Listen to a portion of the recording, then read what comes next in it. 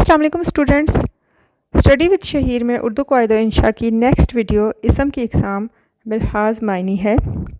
इससे पहले की तमाम वीडियोस की थोड़ी सी समरी बयान करते हैं। सबसे पहले हमने इल्म क़वाइद में हिस्सा हिज्जा और उसमें हमने इमला पढ़ा है।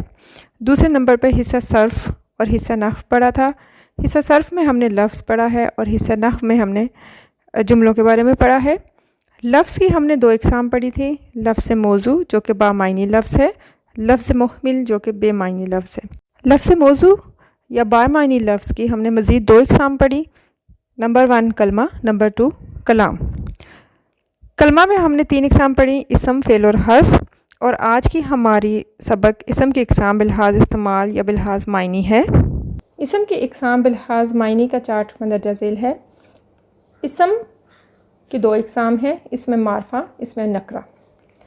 इसमें मारफ़ा की मज़ीद 4 इक़साम हैं, इसमें अल्म, इसमें ज़मीर, इसमें अशारा, इसमें मौसूल।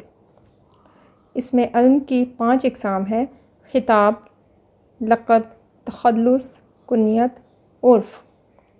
इसमें ज़मीर की 3 इक़साम हैं, ज़मीर फ़ाइली, ज़मीर मफ़ऊली, ज़मीर अज़ाफ़ी। और इसम अशारा की 2 हैं, इसमें अशारा करीब, इसमें अशारा बाईद।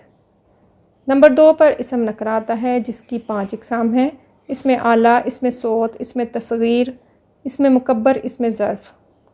जिसमें से इसमें ज़र्फ़ की मज़ीद 2 इक़साम हैं, इसमें ज़र्फ़ ज़मा, इसमें ज़र्फ़ मका।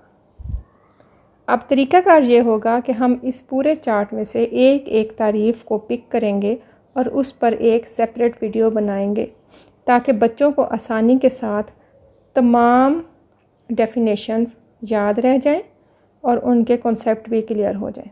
उम्मीद है कि आपको आज का सबक अच्छा लगा होगा। अल्लाह हाफ़िज़।